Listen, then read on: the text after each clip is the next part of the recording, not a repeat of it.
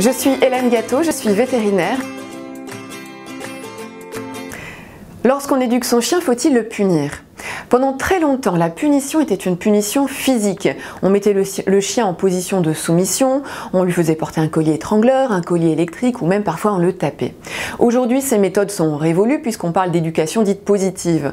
Pour autant, il ne s'agit pas de devenir des 68 arts de l'éducation canine et de laisser son chien faire n'importe quoi. Mais la punition peut être différente que la punition physique. Prenons l'exemple d'un petit chiot, par exemple, qui passe son temps à vous mordiller les mains. Dans ces cas-là, vous pourriez très bien, comme parfois on le lit, lui mordiller, lui pincer les bébines pour qu'il s'arrête en retour, comme sa mère potentiellement pourrait lui faire.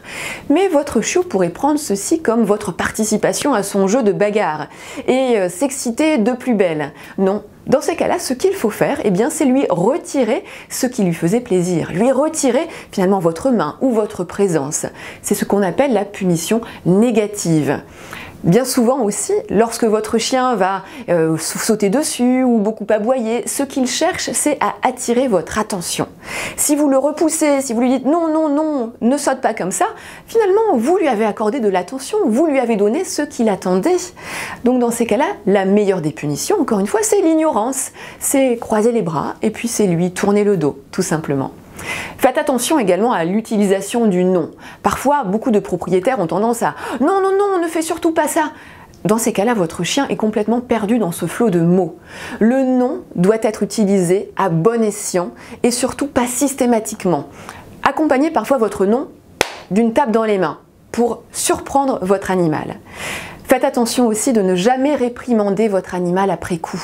S'il a fait une bêtise alors que vous vous étiez absenté, s'il a fait ses besoins dans la maison, il ne sert à rien de le réprimander, il ne fera pas le lien. En revanche, le lien qu'il fera, c'est que lorsque vous rentrez à la maison, eh bien, vous êtes fâché de le retrouver. Ne réprimandez, ne grondez votre chien que lorsque vous le prenez sur le fait, au moment où il est en train de faire sa bêtise, claquement dans les mains et non. Très ferme.